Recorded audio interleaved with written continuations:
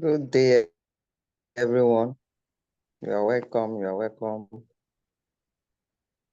Mr. Ayodeji, you are welcome. Mr. Patrick, you are welcome.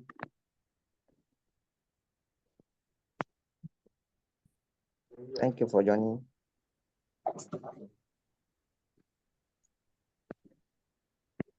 Then we should wait for one more person to join us so that we can start.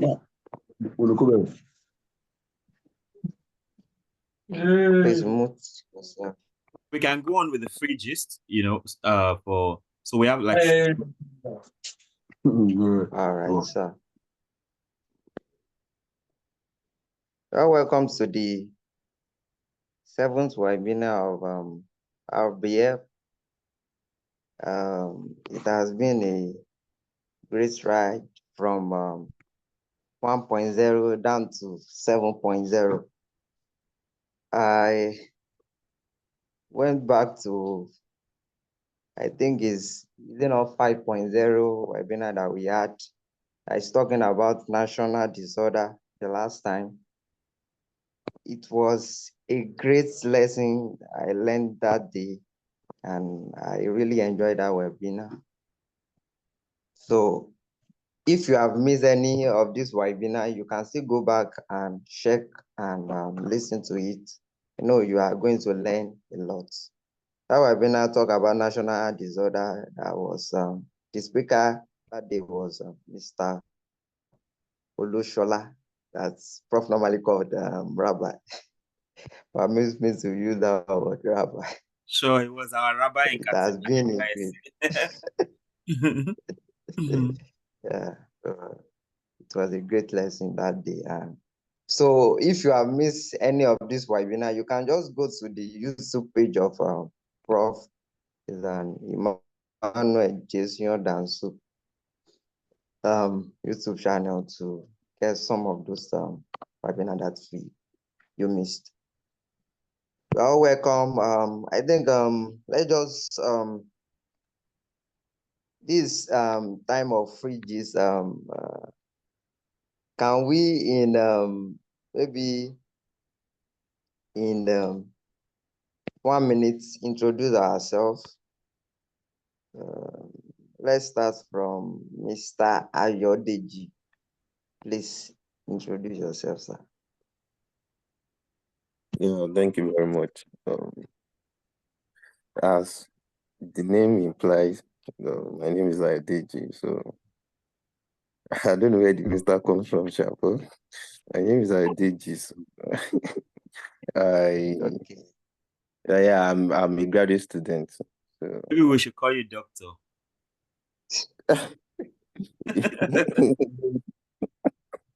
Just Ayodeji. Ayodeji is fine.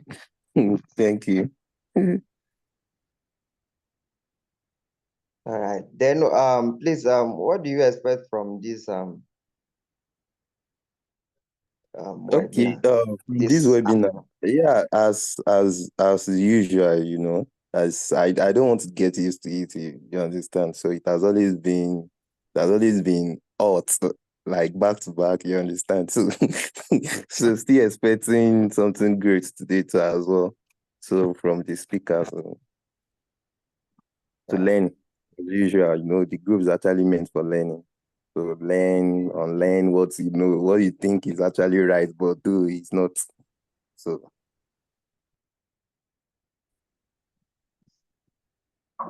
yeah, thank you, sir. Thank you. The next person, Mr. Patrick. Yeah. Good afternoon, everyone. Hello, sir. My name is Sunday Patrick. I'm still a student, a second level student of sociology, University of Lagos State. What are your expectations for this? It has always been 7.0. Sir? It has always been my privilege. It has always been a privilege being on this webinar with great friends. I'm looking forward to today's messages that will be shared to us. All right, all right. Thank you, Mr. Bello Yusuf. Can you introduce yourself and tell us your expectation for this 7.0 webinar? Good afternoon. So my name is Bello Joshua. I'm a graduate of computer engineering and I specialize in web development. Okay, so I'm just open to new ideas and I believe in life we must always be open to new ideas, learn more, learning and relearning, unlearning. So I'm just hoping and trusting God that I'll gain new ideas that will be of great help to me, both spiritually, physically, and in every ramification of life. All right, all right. Thank you, Mr. Bello. It's right. I am the moderator, but I still have something I'm expecting. Because I want to learn more. I want to learn more. Because the previous one was it. So I'm expecting more. I want to learn the culture of excellence. To learn the culture of excellence, which is part of one of the major things, topic of this webinar this afternoon. So without wasting much of our time, we need to dive into the webinar properly. Want to invite the speaker to take charge now. But before I invite him, let me introduce him first. Our speaker today is Mr. Abayomi Olawumi. He's a data scientist and engineer with first and second degree in electronic engineering from the Federal University of Technology, Akure, with 5 years of experience in training, development, and research. He excelled in building data pipeline and machines, learning models for different systems. He is presently a graduate student at Yokohama National University, Japan, where he used optimization techniques to build energy system models. In addition to his work as a researcher, Abayomi is a faculty member at Bedrock Learning, where he gives professional guidance to AI enthusiasts on the use of Python programming language as implementation tools. Ladies and gentlemen, help me to welcome Mr. Abayomi.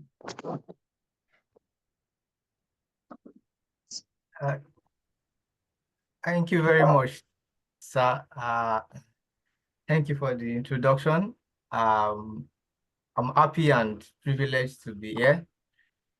I do not take it for granted. I want to thank Dr. Danso for giving me this privilege. I see it as a privilege.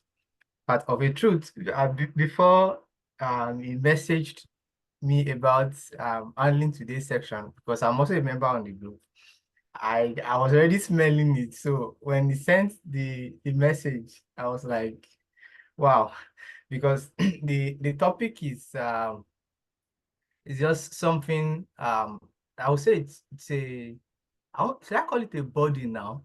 But I'm quite very passionate about it because I think it's a subject and a journey I think God is taking me through.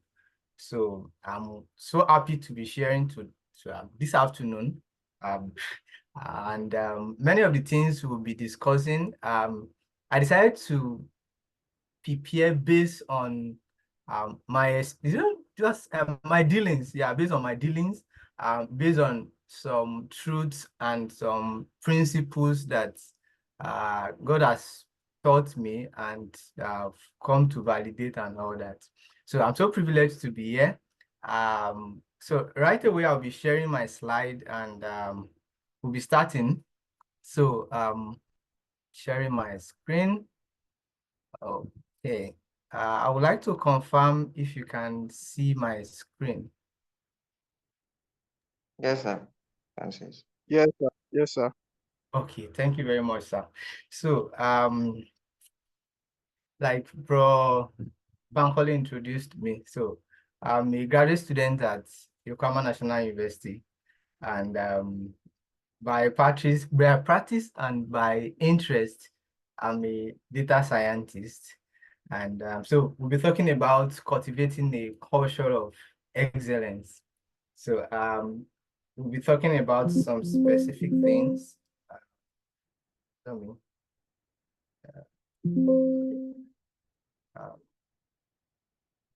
Slide is not responding to trying to change something. This kindly hold on. Okay.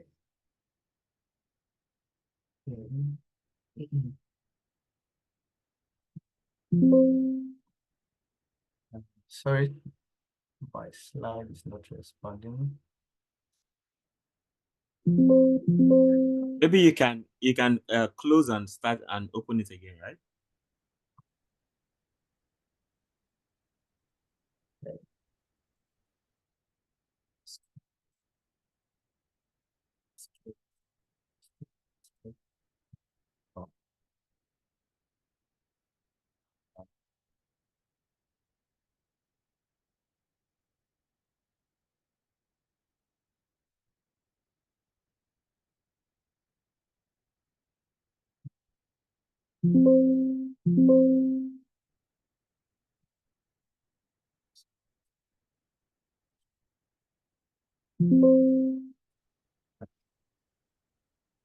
Okay, so thank you very much once again for your patience. So we'll be talking about the topic, cultivating a culture of excellence. So sorry, I prepared a slide.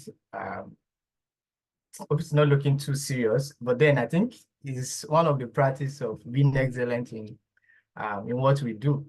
So I want to introduce myself. So today we'll be talking about the introduction of the subject. So I would not want to assume we understand the subject as a whole. So I will introduce the subjects starting from each of the words. Then we'll be talking about pre-cultivation, we'll be talking about the sowing, we'll be talking about the seedling, then we'll be talking about important ingredients for effective cultivation, then what to expect and notable principles. So if you look at the outline, it's not really looking like maybe what you expect, but then as we journey, you're going to find it quite interesting because I think it's from a different perspective. So we can see from the picture on the left-hand side, we can see excellence, like moving forward. Mediocrity is like backward. So we have course to touch this subject. So introducing this subject, the topic says cultivating a culture of excellence. So for us to deal with the topic as a whole, we need to look at what does the word cultivate means, what does culture means, what does excellence means. Then we can now go into how to make sense out of the topic itself. So cultivate. So if you're talking about cultivation, the first word that may likely come to your mind is possibly agriculture, and then you need a seed to cultivate anything. I've not seen someone cultivate wheat. Even wheat kind of have a seed. So then we need environment. We need an environment where we need to cultivate in. And then it's also important for us to understand that cultivation is not momentary, like it's not something you do now and you get the results. It's a continuous action. So cultivate, we have two words come into action: seed, environment. Then later on, we get to understand how these words plays or what they bring into the topic we are trying to look at. Then if we look at the word culture, So I think most of us are very familiar with that. Culture, it's a way of life. I think social study, DS2, it's a way of life. Then the destination of our cultivation. So we're trying to cultivate a culture. We are trying to cultivate a pattern. And so what is the pattern? So which is the main subject? Excellence. So I checked up the dictionary. So the dictionary says eminently good, of valuable quality. So this, the understanding of these three words, we are supposed to understand that cultivating a culture of excellence. So you need a seed, then you need an environment, then culture, what you want to make out of it, you want to make a pattern out of it. Then what is the main subject itself? Excellence. So first, we'll be looking at pre-cultivation. So you need a seed. And then I took time to ask myself, what is the seed like? So the seed is knowledge. Yeah. So now we'll begin to connect this subject with what we're trying to look at. So knowledge. And what knowledge? So it is the knowledge of who you are. It is the knowledge of who you should be. It is the knowledge of what you should be. You know, many times we end up looking like our environment.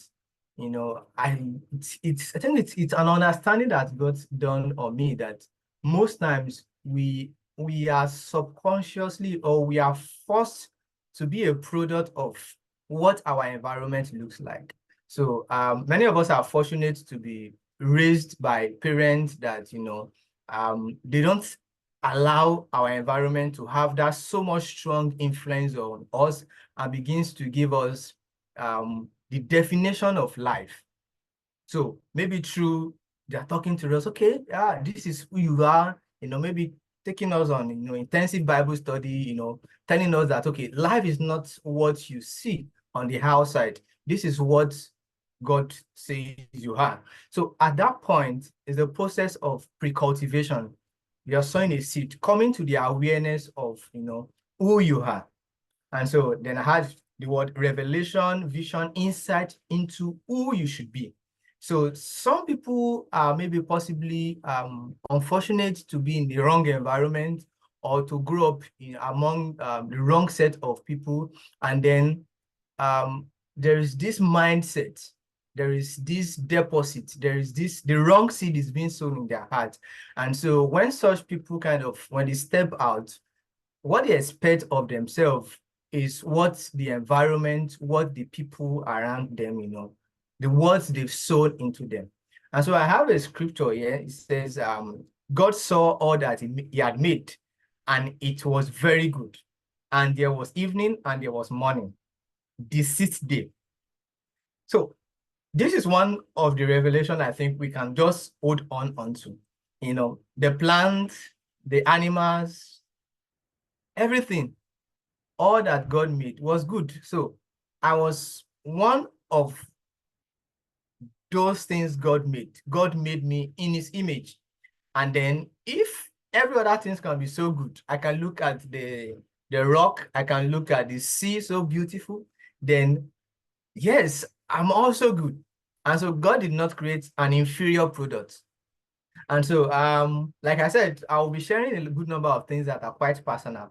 So for me personally, not until my 100 level on campus, I never really believed I can actually be the head. I mean, like, I can actually be outstanding. I never believed it. It was just a funny scenario that happened. So from my high school is like our secondary school, yes, I read and do all that, but then I try to partner with my friends in the exam and all that. So getting to campus in my university days, like, okay, I got saved and I got to know that, oh, doing partnering in the exam, or, you know, it's not, you shouldn't do that as a Christian. So for my 100 level, I did like the first exam myself without having to talk to anyone. And then for that particular semester, so I made a number of mistakes. And then I wrote in my journal that, oh God, I want to, if you can give me 4.62 this semester, wow, I'm going to and then so the result came out, I had 4.76. I was like, you mean I have this inside of me? Like, you mean this can actually come out of me? Oh, so for me, that point in my life was a pre-cultivation period, was the moment where I came to the awareness of the deposit inside of me. And so from that moment, like henceforth for me, like I saw myself differently. So it was a moment of pre-cultivation. So for some of us, we might not have gotten to that point to understand who we are. And so from that point for me, I came to this conclusion that there is a deposit of brilliance. There's a deposit of brilliance that God has deposited in each and every of his creation. And so some, maybe based on what I've said, some are yet to, some don't know, some maybe based on the way they were raised up, they never came into that understanding. So I came to that conclusion because I never expected what came out of me. So maybe some of us are yet to come to that understanding. And so we look at the sowing. How do we get to the point of being knowledgeable about what we should be, who we are really are? So I said there are diverse ways we acquire this knowledge. There are diverse ways. Some people might actually come to this understanding. Maybe they are fortunate early in life, to come to this understanding. Some maybe through reading books, some through mentorship. But then, I said, navigate your gateways in the right direction. So the word we hear, where do you find yourself? The places we go, who are your company? So where do you find yourself? Like, who are the people around you and what do you feed on? So these things are actually going to, sometimes we are careless about them, but indirectly they are dropping those seeds in our hearts. And then so when we approach life, we are approaching life based on the seed that has been dropped in our heart. And so maybe like when you have been given a task to do, you just do it. Like, so maybe you've related with someone and say, let me speak Yoruba. Say, don't no be you kid Jesus. So when those words begin to sink into your mind, and there's nothing to counter those words, and you're in that kind of environment, when task is being given onto you, you subconsciously respond to it in that manner. So the sowing period, we have to navigate our gateways. So I'll still talk about association. So if we want to talk about excellence, we want to create a culture of excellence, these are the things we really have to be very, very, even those of us that might think we have laid hold on the idea, oh, I have the secret of excellence. So maybe if you have the secret of excellence, you must abide by some of these principles. So this is how you get this seed sown into your heart. And so we talk about next the seedling, the cultivation. So we've talked about the ingredient, the seed, how we get the seed into our heart. So now we talk about the cultivation. So I took time to look at, okay, how do I cultivate? So after coming to the realization of who I should be, what I am, how do I cultivate it? And then all that were just coming to my mind were several principles, several ingredients. But then one thing stand out: practice. So practice. So you step out. You have to step out. You have to take the courage to step out. Some days ago I was speaking with someone. I said, do you think starting to read, like if I take my book to read, do you think it's actually fun? From the onset, for me, it's not fun actually, but in the course of reading, it becomes fun. But then I just need to start. So maybe if you find someone that say, oh, I love reading, the person didn't just love reading, because it's never going to come in that convenience. because the body, we want to stay in comfort. It wants to be comfortable. In fact, my own body wants to be sleeping all the times. So I just have to like deal with it. So you have to step out after coming to the realization of, this is who I am. I'm not made for less. I'm not an inferior product of God. Like, they don't have two heads. Like, I mean it that way. Like, I'm also God's creation. So you step out in practice and you do that excellent. You give your best to whatsoever that is being brought to your table. Then the second thing is you supply necessary ingredients. So we'll be talking about some ingredients very soon. We'll be talking about some ingredients. So, and then in these two, in supplying these ingredients, you know, if you plant the seed and you don't supply the ingredients, it's going to die.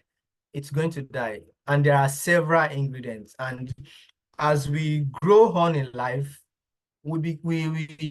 our understanding about several principles, several secrets and all that, you know, God begins to, you know, put in our hearts. And then we have to be consistent. We have to be disciplined. And so in my little experience of meeting several people in life, I've met a lot of brilliant people. I've met a lot of brilliant people, and I've met a lot of diligent people.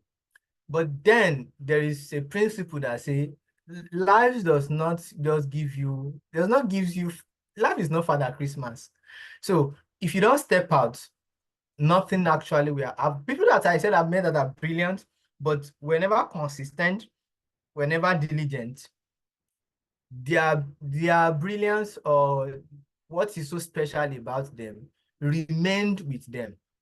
But there are people I've met that they are not maybe genius, like, as we say, genius. For me, I believe genius are made. So they are not maybe spectacular as we define, but then they stepped out, they were consistent, they were diligent. Most of them are the people we actually know today. So there are several people that their special grace just die with them. So it's very important that it's not just knowledge, but we are consistent and we are disciplined.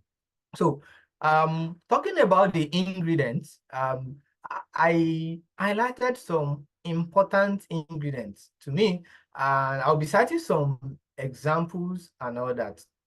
So the first one is proactivity and planning. Proactivity and planning. And then there's this particular scripture that for me is still a life guideline, and it helps me a lot. It's Proverbs 6. It says, go to the hands, use sluggard, consider its ways, and be wise. It has no commander, no overseer or ruler, yet it stores its provision in summer and gather its food at harvest. We need to be very proactive. You know, I've met people that they are carefree about what is about to come. Anything that want to happen will just happen. It's not an attitude of someone that has truly come to the understanding of who he is, actually, because life happens, but we have to be very well. We have to be proactive. Maybe for instance, now, if I ask us that, okay, what is likely to happen to you in the next month? Like maybe there's a stage in life you're about to move into. What are the steps you are taking about it? Many people actually like, it's going to come and it's going to go. But if you meet someone who is excellent in what he or she does, in one way or the other, he would have been planning for it. It might not be a massive preparation, but, you know, making necessary plan. You know, look at the ant that the scripture just pointed our attention to here. In summer, the guy will gather his food, knowing that there is a season coming when there will never be food. So he gathers his food in the summer, and then when everywhere is dry and all that, he has something to survive on. So to be excellent, you have to be proactive. You don't wait for life to happen to you. And then the other hand of it also is also planning. You know, there were times personally in my life where I thought planning is not it's like maybe I felt it was not okay to plan actually, but I learned the hard way. You need to plan, and we'll still talk more about planning. You need to plan. In fact, plan in details, plan to details, and be very flexible for, I mean, many of us, a good number of course are Christians. So be very flexible for, you know, the Holy Spirit to move your heart, but it's very, very important. You can see from here, you know, God encouraging us to plan. We have to plan, you know, people that are excellent, things don't happen to them by accident. So then the second ingredient I also want to emphasize is don't take anything for granted. Never take anything for granted. If someone asks you to do something that is very, very, very, very simple, very, very you don't need to really do much and all that, just do it. Please take it very, very serious. You know, you are actually cultivating when you take these simple things, when you take them serious. I'll still talk about what you expect actually, because when you begin to do all these things, people around you who never knew the knowledge you have come into, who does not have the understanding you have, they give you names. Some might say you are too serious. You know, those are the words they use to bring us down. Yeah, let me put it that way. Especially most of us that are not too vocal to maybe speak back. Or maybe let me give a very, very interesting example. I don't know if you have friends around you that drinks, maybe like drink alcohol, and then maybe you as someone you don't actually drink alcohol. You know, when you are in their midst, there's a way someone wants to make you intimidate you, let me put it in that way, and make you feel you are not a big boy, you are just a boy, you are just you're not mature enough. And so if you don't know what you're doing, if you allow those words to get to you, you know, you kind of, so don't take anything for granted. You know, there's one method, I think it's God's help for me actually. So let me take for instance, maybe you brought a work to me, and then I decided to give him my best to it.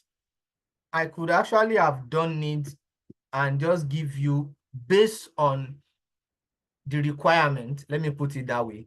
But then I realized that I can do more, make it a 150% job, and then give it to you. I've come to realize that if I follow my heart and I give you the best of best, in 2 days' time, I'm just like summarizing, in 2 days' time, someone else will reach out to me to do that 50% I added to that 2 days ago, 100%, 2 days ago, 100%. Someone will request that I come and offer the service of that 50%. So for me, it's a deal in actual. I come to like, wow. So assuming I never followed my ads to do it to 150%. When the offer comes, let me in 2 days' time, I may likely I'm not competent or I don't have the time to do it. So whatever comes your way, don't take it for granted. Anywhere you find yourself, anything you are being given to do, because what you are doing at those moments is you are teaching your heart, you are teaching your mind, you know, to get used to excellent things. You know, maybe later I will still want to talk about drawing the line between perfectionist and being excellent. So you're teaching your heart to be excellent in what you do. And so before you know it, it begins to creep into other areas of your life. Your relationship with people, you know, being honest, you're handling whatever they give you. Maybe you are in the church or in any setting, you realize that you can't just settle for with the normal. You want it to be the best. You want it to be the best. So, but the thin line of maybe being perfectionist and being excellent is don't be afraid of the perfectionist of a thing. You know, whenever it's like you're going off board, you may just remind yourself, I am humans, to hear is man, to hear is human. But then don't swallow that proverb and let it sit too much comfortably in your tummy, because if you sit too much on that proverb, you may actually tilt to the other sense of complacency. So, but then just, it's okay maybe sometimes, but ensure you're giving your best to whatsoever you are being given to do. So I have the scripture say, whatsoever the hand findeth to do, do it with the mind, for there is no work, nor device, nor knowledge, nor wisdom in the grave without thou goest. So wherever it's coming, please give in your best. You are teaching your art to be excellent. Then another thing I also want to talk about is association. So the scripture says, he that walk with the wise, will be wise, for a companion of fools suffer harm. So, when we started and we're talking about the different points maybe we might have all started our journey from, association is very, very powerful. Very, very powerful. When you meet someone, for me, I don't need to spend too much time with someone for me to know if our friendship will actually last or not.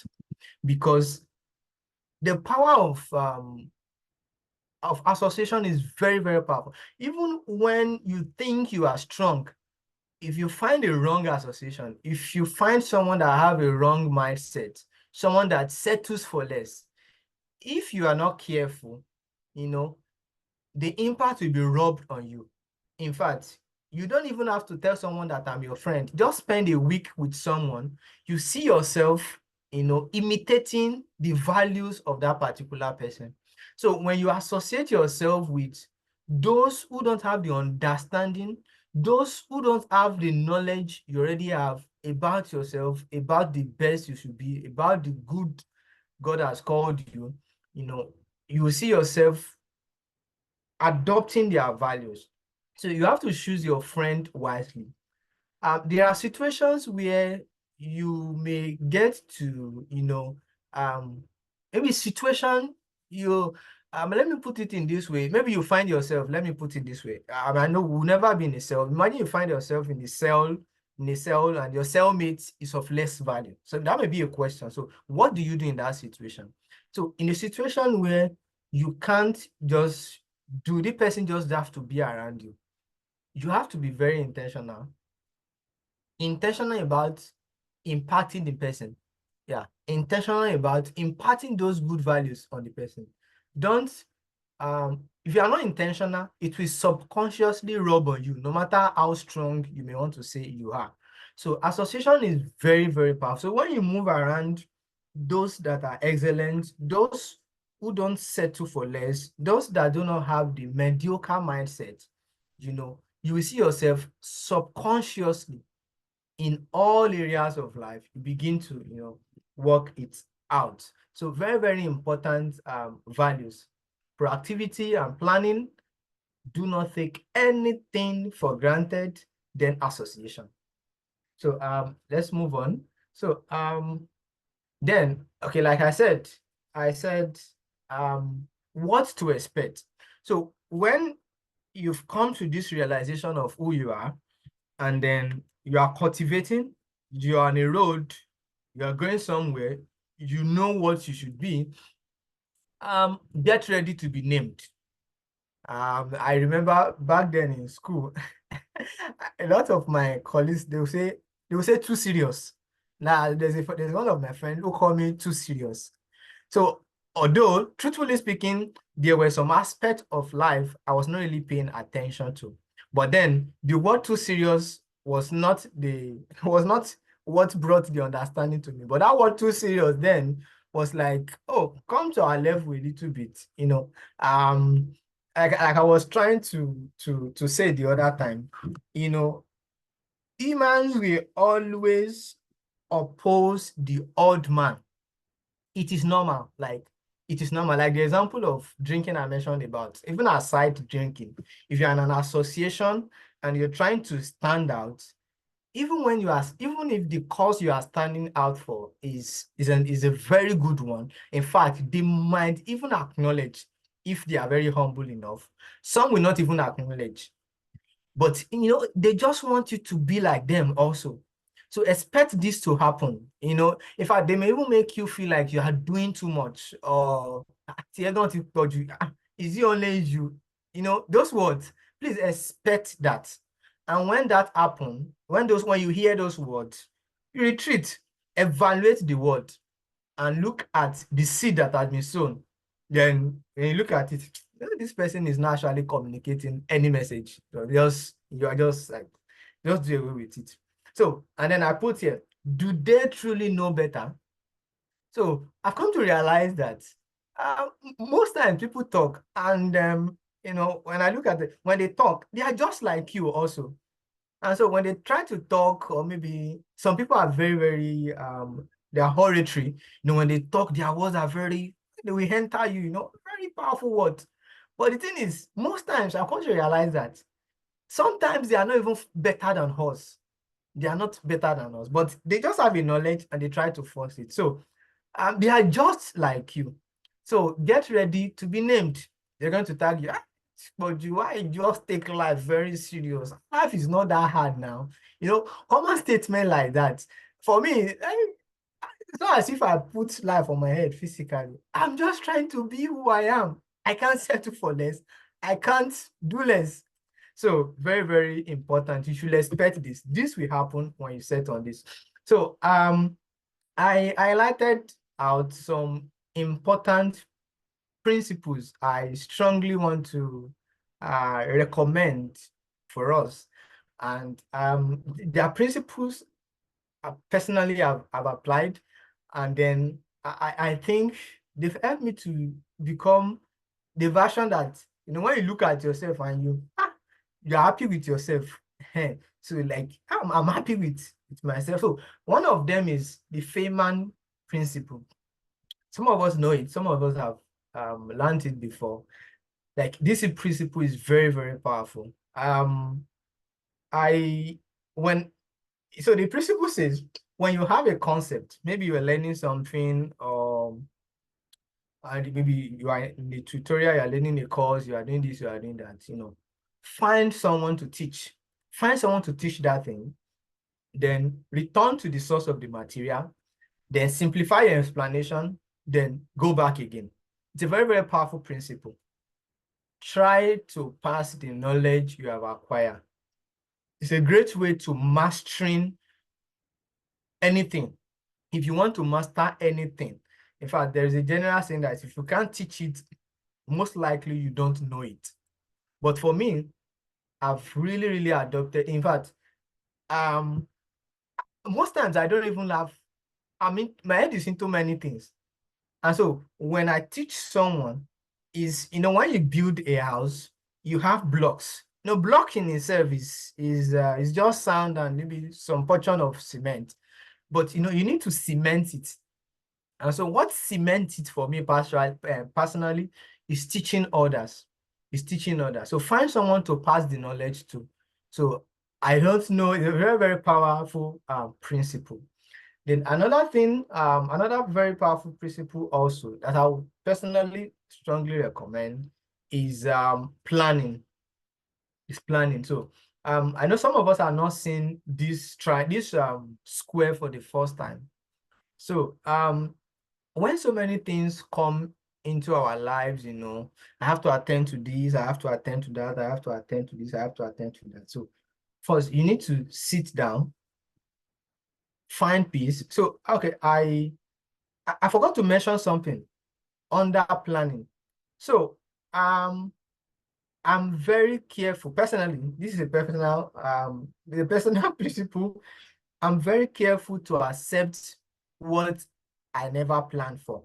I'm very careful to accept what I never planned for. Very careful to accept it. I don't say I don't accept what I never planned for, because that would be on the other side of it.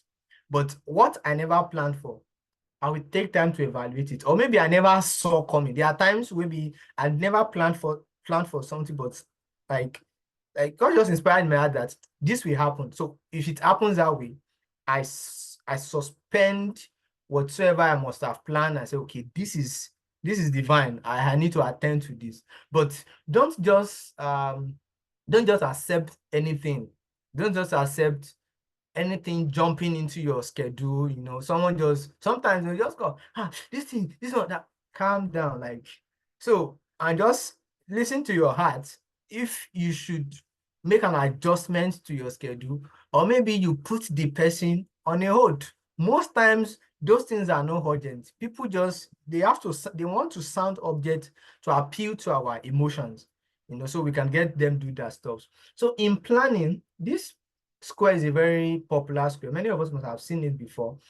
There are some things that are urgent and important. Some are not urgent but important. Some are urgent but not important. Some not urgent and not important. So as we can see on the screen, the first quadrant says urgent and important. You should do urgent and important. Very, very urgent and important. Maybe just imagine you want to throw up. It's urgent and important. You need to take water. And then someone is calling you, please, can you help me send that file? Which is urgent and important for you to take water. So you quickly have to respond to that. So then not urgent, but important. And that's what I talk about proactivity. When something is important, but it's not urgent, please plan for it. Because if you don't plan for it, and then you wait till the deadline, maybe like the deadline is almost here and you start planning, you will not be prepared. You end up presenting the wrong version of you, because the true version of you, when you do that under pressure, because remember what we said about maximizing every opportunity that comes your way. So if you never planned for what is important, and then because it's not urgent, you decide to leave it on hold, you will end up taking for granted that golden opportunity. And then opportunity, they say, comes once, elevator speech. Let me put it in that way. So we have to be very, very proactive. You have something coming in 2 weeks' time, please plan for it. Let me take, for instance, this is on a personal note. I have a friend who, in the course of our schoolwork and all that, already okay, in the next 6 weeks, we have in the next 6 weeks, within 1 week, we have a presentation. We have 3-4 reports to submit. Just 1 week. Now, someone who is proactive will not wait for that period to start planning, because if you never plan, you may mess up all the whole week.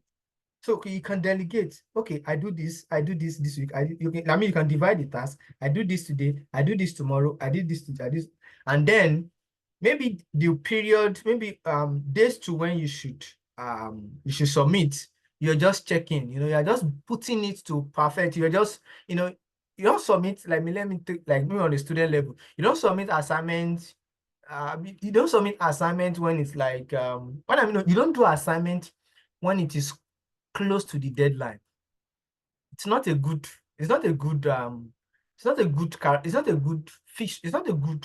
attitude, actually, because there are some typographical error, there are some things you never saw and all that. The work will lose its excellence. So what you should be doing close to the deadline is just evaluation. So personally, that's most times the way I do assignment. I don't do assignment 1 day 2. It's either maybe I'm preparing my mind, I've been noting down so for instance, today's meeting now, I've been meditating about today's meeting, not today, not yesterday. I've been thinking about it. I've been preparing my mind for it. So very, very important. Then there are some things that are urgent, but not important. In that case, look into your circle. We've learned so much about relationship in RBF. Look into your relationship.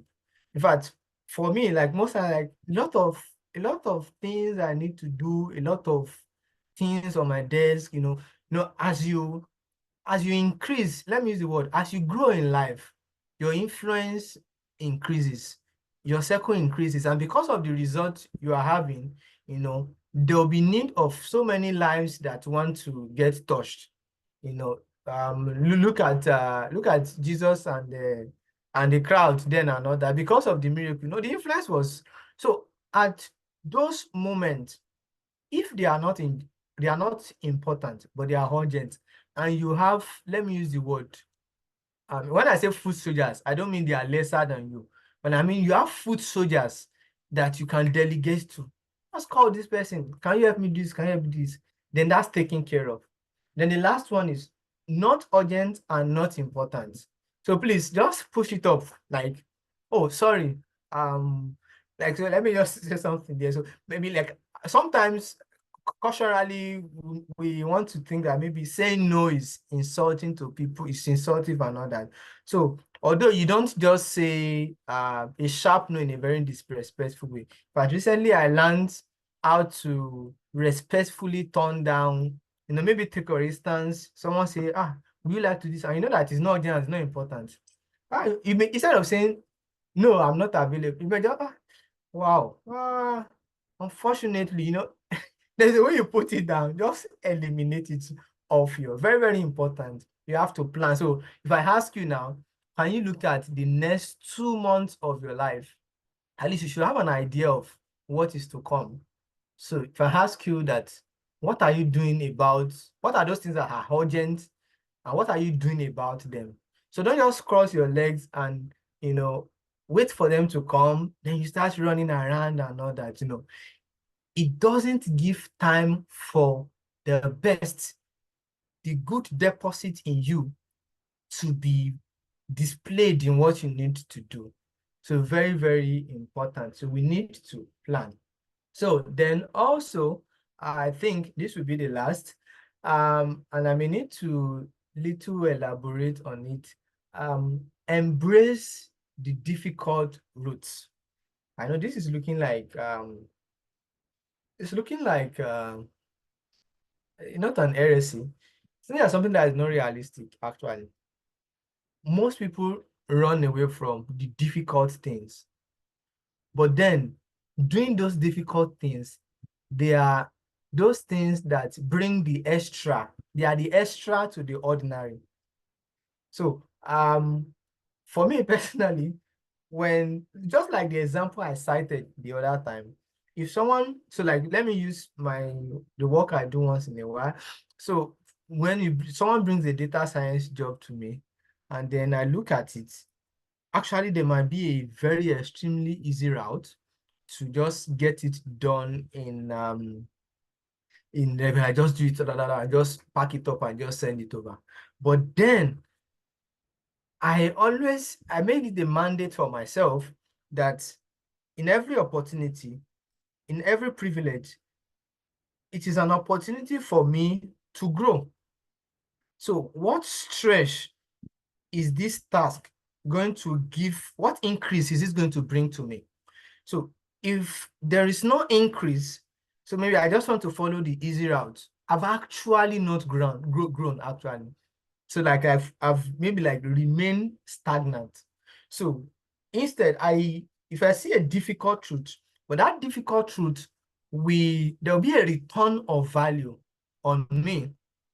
I will embrace that difficult truth. But there's one of my friends who say, hey, Bayo, just pack it up, just do it this way, just this. No, I say, no, I need to do this, I need to put this, I need to put that, I need this.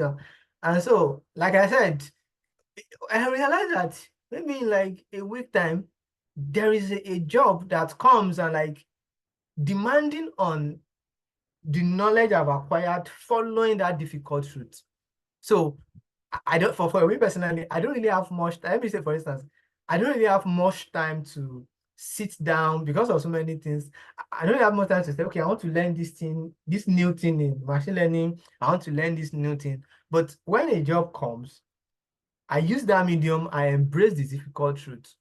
I use the opportunity to grow. So, and then go for the extra. Don't feel intimidated at all. Don't allow anyone to intimidate you. It's very common in the environment for people to want to use their words to just make you look like them. But then, like from where we started from, you know the seed you've come to the understanding of who you are, that you were not made in an image of mediocrity. You were not made to be a servant to someone else. You were not made to be less. So coming to that understanding in all you do, and in many principles that you will get to learn subsequently, in addition to so many of the things we talked about, just commit your heart to it and you see yourself grow. And then you will see how being excellent in one thing will affect every other things you do. And you see yourself become a better version of you. And so that will be the end of, I believe, in the question and answer section. We have course to touch some other things that maybe I might not have put in my slide. So that will be the end of the presentation. So room for questions and answers. So I want to, at this point, hand over to the moderator to help us coordinate. Thank you very much. Wow. Thank you very much, sir. This is deep. According to what Professor said, this is deep. Thank you very much, sir. Thank you. Let's appreciate our speaker. Let's appreciate him in the There's a chat comment box. before mine. Can you check that? Sir? Comment before my own in the chat. Okay. You deserve an accolade, Mr. Olawumi. You're a genius. I'm blessed to be present here. Thank you, Mr. Patrick. Thank you. Thank you, sir. Thank you. Remember, said something. He said there is a deposit of excellence in everyone. There's a deposit of excellence in everyone that we should remember that there's excellence in us, and we should not undermine or degrade ourselves, that we cannot achieve anything in life. And also, you talk about the sowing period. I just something down here. He said, in our sowing period, we should always navigate your gateway in the right direction. Navigate our gateway in the right direction. We should take note of the word we hear, where we go, our friends, what we feed on, because those things are very, very important. And we should also be consistent in everything we are doing, and also we should be disciplined. And also, you talk about we being proactive and plan. We should always plan and be proactive in anything we are doing, and never take anything for granted. We should not take anything for granted, and we should choose our friend wisely, because our friend can actually make us to be excellent, and also they can make our way not to be go the right direction. So we should be mindful of that too. Then we should, on our way to be excellent, we should be ready that people are going to name us. They are going to give us different names. You are too serious, you are too this, you are too that. So we should be ready, because it's going to come. Lastly, talk about we should embrace the difficult routes. Those routes, there will be difficulties on our way, but we should know that we should embrace it, and we should go extra. We should not relent. We should continue. Thank you very much, sir. This is time for question and answer. It's time for question and answer. If you have any question, you can drop it in the chat box, or you can unmute yourself to ask your question.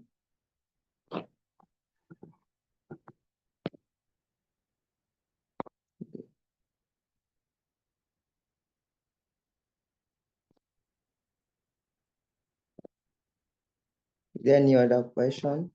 is coming from Mr. Patrick. Okay.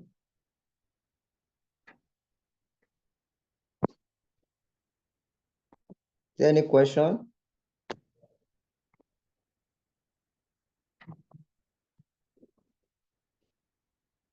Okay, I have question for our speaker. This is the question, sir.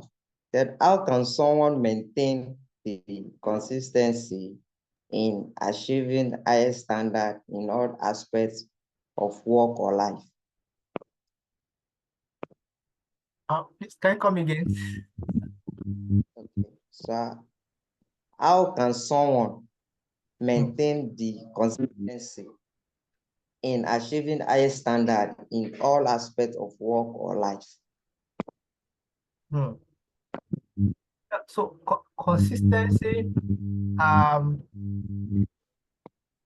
think there's one thing I personally used to do, but then I also try to call myself to order, because if I go too far, I may be tending towards the extreme. So I try not to tolerate excuse. I really criticize my excuse. I really criticize my excuse. So sometimes the extreme of it, maybe one may get too hard on himself. So, but for then, I try not to accommodate excuse actually. I evaluate my excuse. Like I try to, before I can accept an excuse to stay. So because this one happened, is it not because of, then you push responsibility. Is it not because of this one? Is it not because of this one? Let me take for instance, I used to tell my younger brother, I say, so there's a lot of complaint about Nigerian universities, and then you maybe complain about the lecturer, you complain about the facilities are not okay, you complain about this, you complain about that. Then I told him, I said, when you graduate, on your certificate, the name on your certificate it will only be your name actually. The name of your lecturer will not be on your certificate. And you will carry that document for the rest of your life. And wherever you get to in life, nobody will listen to your complaint about it was this lecturer, it was this. So instead of picking on those excuses, they may be true. But then what I do is I look at the worst scenario. So you need to find a way to sort it out. So like when I see myself maybe wanting to be complacent about one thing of life and all that, I paint the worst scenario for myself. So when I paint the worst scenario for myself and I ask myself the question, in this scenario, will I actually still be giving this excuse? Let me take a very funny scenario. Let me paint a very funny scenario to every one of us. Imagine you find yourself in China and then it's a close border on you, and you are told you have to live in China for the next 20 years. And then, so you need to learn Chinese. So we used to be given the excuse you were given about language. In that scenario, so but it's a prayer we should not get to. We realize that people, when it's like a prayer and you don't have any other option, you will see us do what we give excuse not to do.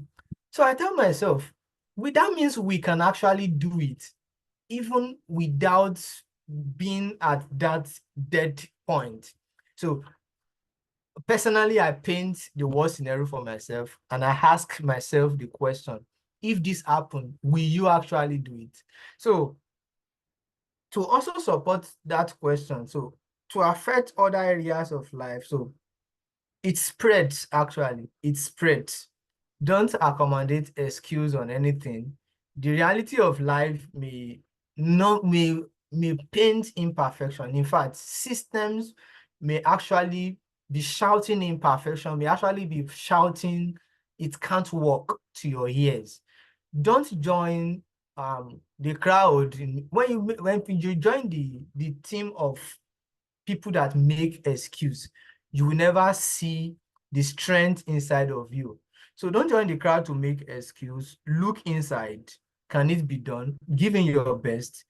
Don't accommodate any kind of excuse. But then be conscious of not pushing yourself too hard to self-judgment, and then no. So you have to be also conscious of that, but critically evaluate your excuse. So subconsciously you will see excellence touch every other areas of life. And then you look at yourself after a good number of moments, you're like, wow, is this me? Oh, really? Like, let me take a very, very funny example. So, like, for instance, I'm in my room now, and then like there were times when I'm not that very organized. I'm not that very organized. But there was a time I painted the worst scenario, and I told myself the blunt truth. I need to be organized and all that. So I began to lay that culture and all that.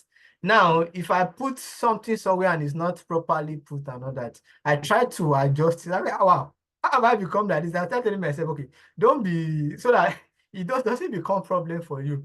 So the truth is, it's going to touch other areas of life. So when it touches one thing, it touches other areas of life. So I think with those 2 points, I think I don't know if it answers your questions actually. So yeah, thank you very much. Go out there and whatever happens to you, on your own, nobody will come for you. So Thank you very much, sir. Do not accommodate excuse. Thank you very much, sir. We have another question here from Mr. Joshua. Said, in a situation where you have really tried your best to get on the right track and be at peace with yourself, that you are definitely going the right route. For example, you strive to graduate with an excellent result and try learning a skill as goes in line with your course of study, like study computer engineering and learn web development. But in it, or you are not just getting it right, what can one do? That's the question, sir. Okay, thank you very much. So I want to hope and believe this person is still an undergraduate, so that what I will say can it's not too late for the person. So when we are talking about the subject of excellence, so like in your case now, you've seen the importance of having a good grade, and then you've also understood the significance of having a skill.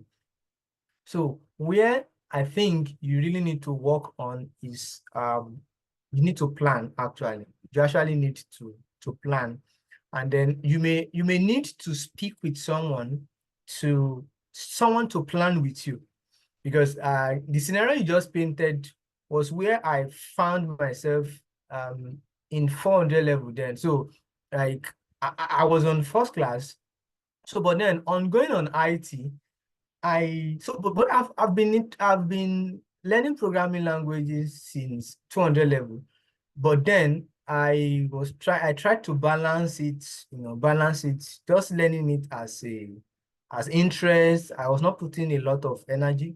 But then when I went for IT, I come to realize that I really need to do more in terms of putting so much more in terms of my skill. And then I told myself, okay, 500 level, I'm really going to put much more energy into skill acquisition and all that. But before I made that decision, I already put structures in place that will help me sustain my CGPA for that semester. So like, I didn't just say, okay, this semester I want to just focus on program. In fact, let me even speak your heart. There are times you go to class because programming can be very, very intoxicating. You go to class, you want to read, and then you just, okay, let me just briefly just correct this bug. Maybe you try to correct the bug by 9 p.m. Correcting bug till 4 a.m. You're still correcting bug. You never open your book. So those are realities that you may get to face in this your particular scenario.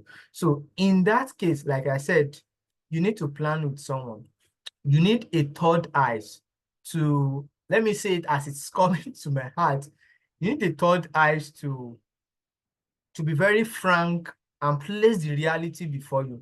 Because sometimes we may be blinded or we may not see the true reality before us. And then we may be biased in our planning. We may be biased in the way we see things. So get someone to plan with you and then discuss the realities with the person. And I think you Sorry, can work that. Okay. I'm sorry for yes, sir. I'm actually the one that asked the question. I'm actually done from school already. I finished about close to a year plus now, Sha. So I think a year plus, yeah, thereabouts. So that is why I asked the question actually, sir. Okay. So it's okay. I want to respond to meet a need. So sh sh are you asking the question in case there are people who are in your case, or No, sir, no, I'm asking for myself. Actually, I'm a graduate already, so but I study computer engineering, but it's just like I'm still not getting like the right kind of, I don't know how to put it. Yes, I'm into web development. I learned web development, so but I'm still not kind of too okay with myself. I feel like there are more to do. There's some things I'm not just getting right. So that is why I asked the question actually, sir. okay. So I'll be forced to ask some personal questions, not too personal though. So like, how long have you been programming? Um, more than a year, ever since I graduated. That was Okay. 2020. Okay, you started when you graduated, right? Yeah, so I graduated December 2022. I started 2023 around February. Okay, so what languages have you learned between then and now? I'm a full JavaScript developer. I use React front end, Node.js back end. Okay, so and you learned all this within a year, right? Yes, and I'm still in process of learning. I started last year, February, so I learned them already, but program is all about still learning and learning more and more. So Okay, you're doing well. So if in a year you've done what you've done, so thank you for the question, because sometimes it's also precautions we have to take. Sometimes it's a feeling programmers get. I've forgotten the right word now. When you feel you are not really there yet, like, in fact, if you spend 10 years, you will continue to have that feeling, because exactly. you came into the field, you met a lot of people on the field actually, and the people you met, many of them started 12, 15 years. And so when you see them, there's possibility of being intimidated, actually. So in a year, if you've done what you said you've done, I would say you are doing well. No, don't, no pressure on yourself. Continue to, and then in years to come, you're going to find yourself no better than what it used to be. So I would rather encourage you that you are doing well. Continue to learn. You're doing well. If you've learned what you said within a year, you're doing well.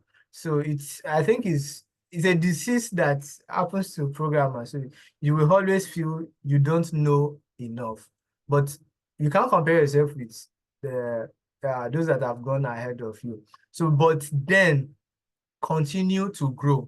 Very important. Continue to grow. Continue to grow. Celebrate your growth. Yeah. So don't drive yourself don't be extremely hard on yourself. So I celebrate you. I don't know if this, maybe it's not an answer to your question, but I feel you are doing well. Feel you are doing well. You're on the right track. So don't give up. Just focus, you know. And some of the things we said, actually, connect with people that, you know, they'll drive you to continue to grow. Yeah, they'll drive you to continue to grow.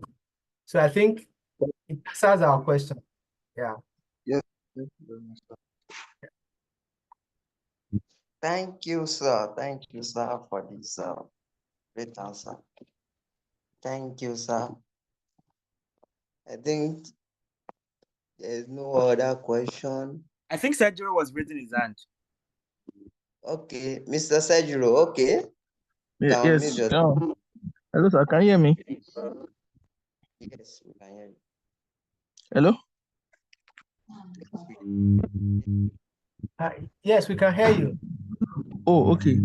Thank you so much, sir, for the wonderful presentation. I really appreciate your time. So just a quick one. I want to ask, is it based on what you have presented, like excellence, the lifestyle, meeting with people, the consistency and all of that? So I don't want to assume or buy the idea that you can do all of this and at the end not having a proper outcome. So I want to ask, are there possible ways that you can do all of this and have a outcome that you are not okay with, or you feel it's a mediocre kind of outcome?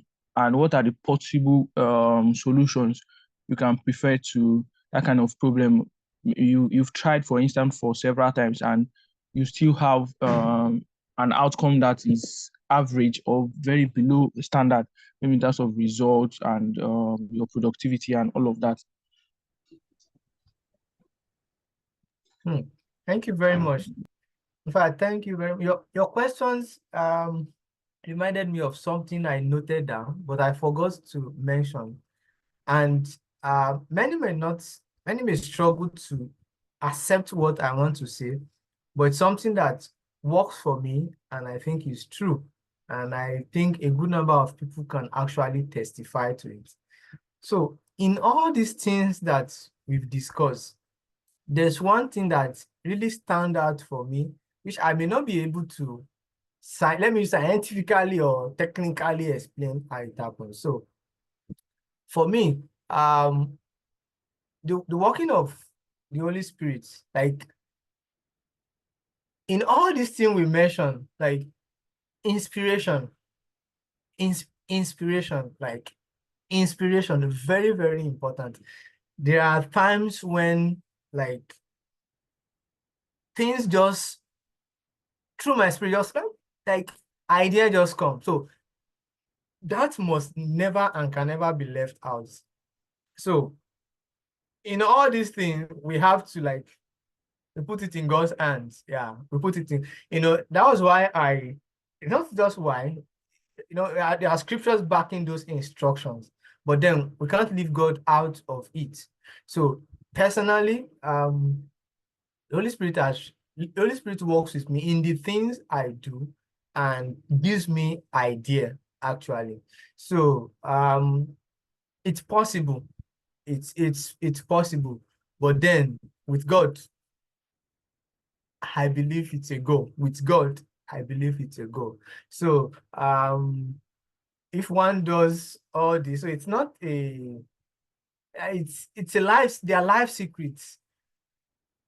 But then it's in God's hands, in God's hands too. You have to commit yourself in God's hand, and as you journey through this, like I said, some of these things I actually didn't read them in a book. They are lessons of life. So and I found them to be true. So if the question is pertaining to you, I will personally say just trust God and give it a push again. Trust God and give it a push again. Because each of these things are sitting on a truth. They are sitting on a truth that that cannot be moved. They are sitting on the proof. They are sitting on principles that, God has set the world to work on. So, yeah, so I think that would be my response. Maybe at this point, I may want to ask Dr. Dansu to also come in and add to the respond to the question also. Sir, Dr. Dansu, I think it's muted. I think Sorry, I trying. was speaking. Sorry, do you want to summarize the question? I wasn't really paying attention because I have a bit of distraction around here. Okay, so the question is, said, is it possible to do all that we've talked about and not still be having an headway in life regarding being excellent in what one does, and in such situation, like what can one do? So Wow, then like I've done everything and nothing is working. yes. Ah, So then I responded that I forgot the point of everything is inspirational, like the working of the Holy Spirit of God, like personally working with me. So yeah, so I responded. Then I also want you to also contribute, sir. yes. I mean, I think you have really answered well.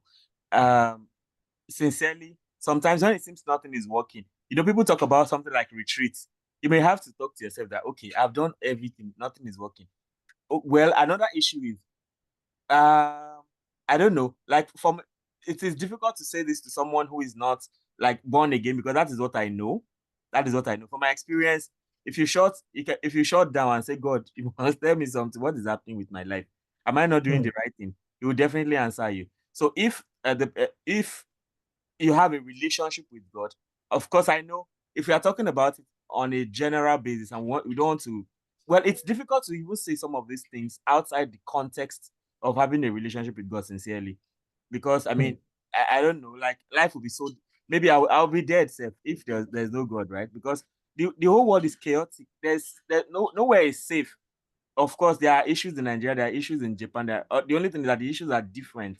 So you need God to even tell you where to be at the right time. Like imagine there was a riot there was protest in Nigeria, and somebody was in his father's compound and a stray bullet hit him.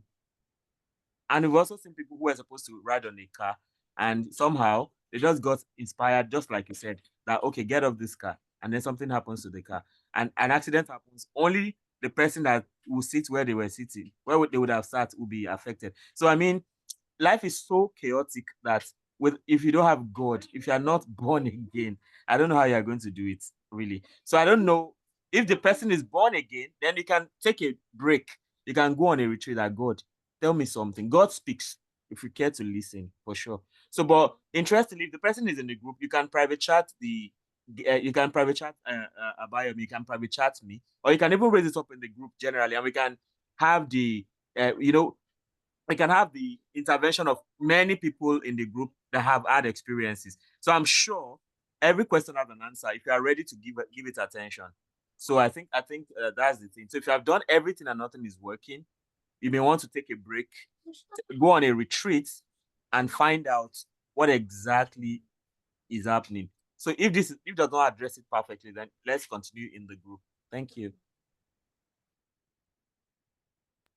All right. Thank you, sir. Thank you, Prof. We are getting to the Thank you so much, sir. All right. Thank you, Mr. Sergio, for the question.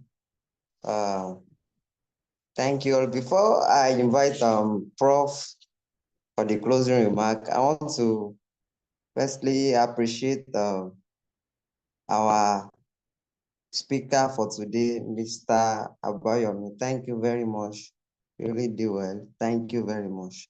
And also I want to appreciate Prof for this opportunity. Thank you, sir. God bless you, sir. And I also appreciate all those that joined today, Mr. Sejuro, Mr. Ayodeji, Mr. Bello Joshua, Pastor Jiro Mr. asked this question. He was raising his hand. Sir? Pastor Jiro asked this question. Yes, is this question that you answered. Oh, okay. Thank you. Yeah. So, Mr. Sejuro, thank you, Mr. Ayodeji, Mr. Bello Joshua, Mr. Israel Eni Olua, Mr. Oluwagbenga Pakanyi, Mr. Patrick Boma. Thank you for joining. And those people that left, I think Mr. Bankole, that's my elder brother, and Interesting. Where is Mr. he? He just left now. But I still see one bank. Oh, that's you. That's Is me. he in Nigeria? Yes. Oh, okay. Interesting. Is he in the RBF group too? No. Let So him join us and enjoy the things they enjoy. Thank you. I will send the link to them. And those people that are not in the RBF, you are really missing. Oh. If you are here, you have not joined us, you are really missing. This is part of what we enjoy every day. So please join us. The link will be sent to the group chat before we close for today. Thank you, everyone. Thank you for joining us. At this point, I will invite Prof for the closing remark. Thank you, sir. Thank you so much, Mr. Abayomi. God bless you. Like, I mean, most times when I talk about him, he wants to enter the ground. But I don't know how else to talk about him. Like, if you see an excellent person, you really have to say. I mean, you can't hide it, right? So it's been such a pleasure knowing him, knowing you. Yeah, here I'm not talking about in your absence. So thank you so much for that insightful, incisive talk. And one point that I really want to hammer on is, people keep talking about the fact that nobody is perfect, only God is perfect. I agree, but then the alternative to, I mean, since we cannot be perfect, right? One way we can get as close to perfect as possible is to constantly get better on what we do. And that is what excellence is about. So if you're aiming for perfection, just pursue excellence. Basically, that's the whole idea, So get better. And if I have this whole thing that, this idea of incremental, what is it called now? Incremental improvement, yes, incremental improvement. So a very simple example is, if you have 1 raised to power 365, it is still 1, right? But if you have 1.01, if I make it 1.001 raised to power 365, it's a whole lot of difference. So, I mean, every single day, can you just try to get better in what you do? That is the whole idea of incremental improvement. So that way you can always get better. So if you are aiming for perfection, and since we all believe, which screen is this? I'm trying to remove it. I don't know. Okay, or maybe I can share from here. This will stop other screen. Yes. Sorry, just a minute. Like, I want to stop screen sharing altogether. Okay. What am I doing? What am I doing? So, okay, stop share. Okay, nice. All right. So, I mean, just get better incrementally, no matter how small. So, a very good example for me is, I always like to use school because that's my paradigm most of the times. Like, if you write an exam and you get 70, 70 is A, but then you can get 80. If you get 80, you can get 90. If you get 90, you can get 100. If you get 100, you can finish the exam in less than, maybe when you got to the 100, you finish the exam in 2 hours. Next time you can get 100 and finish in less than 45 minutes. No matter how hard you look at it, there's something to improve. Like they say, the room for improvement is never full, filled up, right? So there's always room for improvement. So if you want to be perfect, just keep getting better incrementally. Of course, perfection is like like the whole idea of infinity and everything. So basically, that's the idea. Thank you so much once again, Olawumi Abayomi. Thank you, Bankole Maugbe. My wife was listening as you were moderating, and she was like, "Wow, that you have improved a lot." And I can attest to that. Like, I'm really proud. I mean, the way you did it the first time, what you did today is way better than that, and it's so sweet. And that is exactly the whole essence of RBF. Our idea is to raise a total man. Like everywhere you find yourself, in every situation you find yourself, you should get better, right? And that is so lovely coming from you. That's so sweet. So for the rest of us, any other time you have an opportunity to do something, don't shy away from it, and you get better. The people you look up to, just like Mr. Abayomi already told us. So the people you look up to, that they are excellent, they are up there. It is because of opportunities like this to, to push themselves beyond their limits and everything. That is why they look like, oh, they are larger than life, and they do things that are beyond you. No, nothing is actually beyond you. Just embrace opportunities to increase and keep getting better, basically. So on this note, thank you so much. The next virtual meetup should be in September, and it will be communicated very soon. And on this note, I really appreciate the virtual meetup planning committee. We have some of our members in the house. Israel Iniolua is here. He's moderated before. My Baba Oluwagbenga Fakonye is here. He's moderated before. Then of course Bankole Maugbe is here too. Who else is in? Yeah, Ayodeji is also part of the virtual meetup committee. After this year, we can also call for new members that want to join us, like maybe from January. So as from next year, I think RBF will be rejigged so that it will be less about me and more about the rest of us. So, but for this year, it's like our practice here. So now that we understand how things can work, we'll try to get. So I may have to bring people up per week to write. So maybe 1 week I can just say, okay, this week, Sergio, you are the one writing on this group, and you're writing on the different 5 things and things like that. So let's see how that works.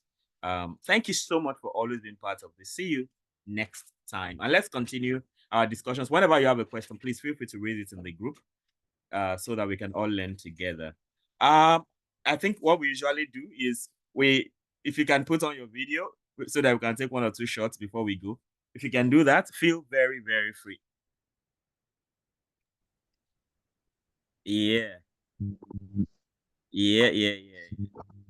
Fresh people. Yeah, thank you. Mboma, the Patrick. Oh, this husband on the chop up. See chicks. Since we started, we've had like 3 or 4 marriages, and it's been such a lovely thing. Hey, see boss. Oh shit. Yeah. Okay. Let me see. Yeah, Sergio, good to see you again. Not to worry, things are getting better. Just keep at it. Keep recalibrating, and everything will work just perfectly. Okay, 1 shot taking. Let me take 1. You can change your style if you don't mind. Yes, thank you. God bless you. Oh, I didn't catch that the 2 fingers of the Japanese style. Let me do it again. I didn't catch the 2 fingers of Abayomi. Okay, it's like something has frozen. Okay, okay, let me still do it. Like it's froze for a bit. Yes, finally. Got it. Thank you. See you again. Bye. Bye-bye. Thank you. Yep.